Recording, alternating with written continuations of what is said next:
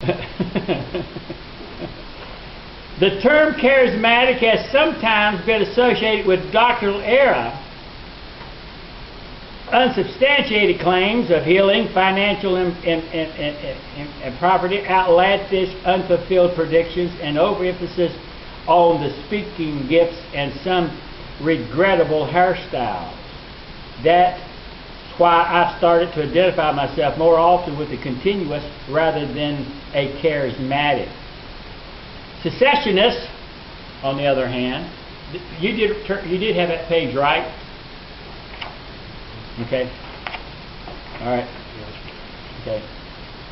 Secessionists, the term refers to those who believe that the miraculous and revelatory gifts passed away in church history after the apostolic age ended. In other words, when the last prophet died, the last person was able to speak in tongues as well as perform miracles and have a predictive ability to predict the future.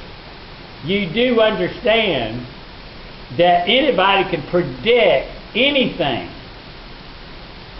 You can predict anything, and I've heard some of you say at times, well, I predict that, you know, that if they get married, something's going to happen. We predict all the time, knowing that our prediction, we have no control over the prediction, unless you would say, if she marries that person, I'm going to kill that person. You know, you may have the power to fulfill that, but obviously we don't want to do that. But God has the power to fulfill what He predicts. When God makes a prediction, you can count on it 100% it's going to take place. Amen. What He says He will do. It may not look like it's going to happen. It may look like Satan's trying to defeat Him, but I can share with you, if Christ predicts it, it's going to happen. I can predict all I want to. But I have no power in the biblical sense to predict something and then have the power to make sure that it takes place. Secessionists therefore assert that supernatural phenomena like the gift of apostleship, the gift of prophecy, the gift of tongues, and the gift of healing are no longer functioning in the church today. I don't care what person you see on television or what program you go to, if the preacher is healing people, he doesn't heal everybody. The only people that get on stage are those who have been pre-examined prior to getting up there. The other group of people are in the back. They can come and they'll get a number, and if your number is called, you can come up, but here's what he should say. There's been nobody prompt anybody. What I'm going to do tonight for the first time is I'm going to tell my counselors to stay in their seat, and if there's anybody here tonight that I have not talked to or my party has not talked to and you need to be healed, I want you to come forward. You'll never see that. They have to be staged in order to do that. And He heals every single person that comes up. Whether or not they have a no arm, if they're blind, if someone brings his dead brother with him. You know, I wouldn't bring my dead brother up. I wouldn't bring my brother up. But anyway, I'm just saying is every person would be healed. New Testament prophets that had the gift of healing, they could heal everybody. Sometimes they chose not to. Paul didn't even heal himself. I think Paul would have loved to have healed himself because he asked Christ to remove it from him, and Christ did not do it. But he couldn't do it himself. Christ had to do it through him.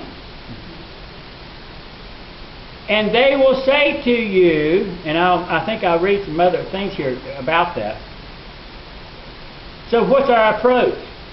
There's obviously significant difference between the charismatic and the continuous on the one hand, and concessions on the other. The first group contends that the extraordinary gifts of the Spirit, such as prophecy, healing, and tongues, are still functioning in the church today, and concessionists, by contrast, assert that those extraordinary gifts were limited to the apostolic age of church history, after which they subsequently passed away. This raises the question, how should we approach the controversial issue? How shall we approach it? Sarcastically? No. Charismatics often approach the debate from an experimental starting point. Experimental. They argue that the extraordinary gifts must have continued because they have personally experienced them, or they know someone who has. I've heard some of you come in and say, the Lord healed me. I've heard some of you say, I've been healed. I no longer have that problem. What are you saying? How does that happen? And so experimentally, you've had incidents in which you've been healed and you assume it happened miraculously. I mean, God is spotty, isn't He? God may heal you. You may say, well, God heard my hearing, but I can't see a thing. Now, why would God heal your hearing and then you wouldn't be able to see something? Why would God heal your pancreas when your back is out of whack? I mean, God would heal your whole body. So, well, God healed me. Well, you know, we give God credit for everything. I had prostate cancer. God didn't heal me. Radiation killed the cancer.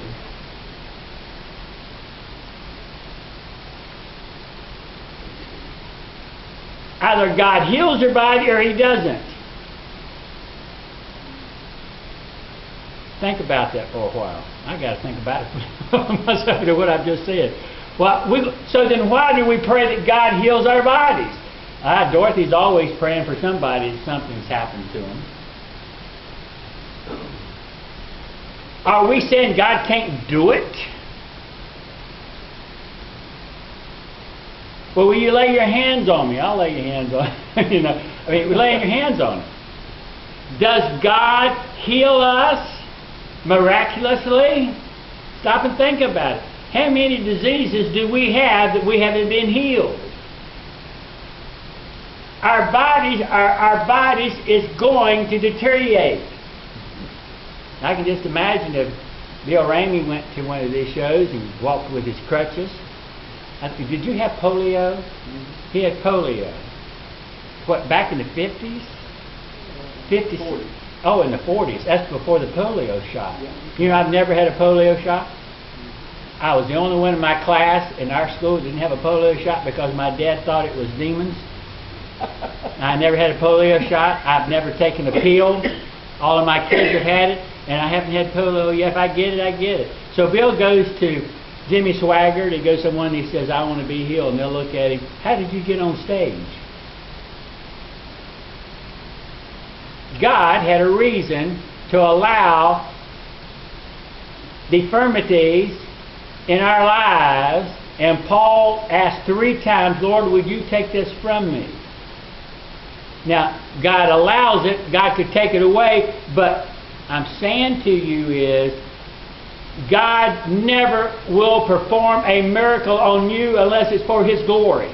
That's right. There you go. I think of Danny. I'm sure when he gets to heaven, he'll not quit talking. More than likely.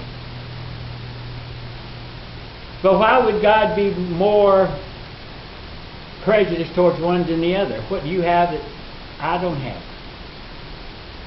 Lord, pray for our sicknesses. Little Carlos, every time he prays, Carlos says, help Mom to get well. Help her. He constantly is praying now. Who is he praying to? He's praying to the Lord. Does he desire that to happen? Yes, he does. Is God going to heal Serena? We all hope so. But It's that's our body fault. I wish my teeth fell out, my hair's falling out, my hearing's falling, my stomach is falling, and I'm just saying is, a healing is something that God only did to demonstrate that He was God. So you're saying, well, should I not pray for the sick? I think praying for the sick is different than praying for the disease. Would you not agree with that? Yep. Would you not want to pray for people who have sicknesses to survive? Do we want them to get well? Yes. Do they get well because of modern day medicine? Yes.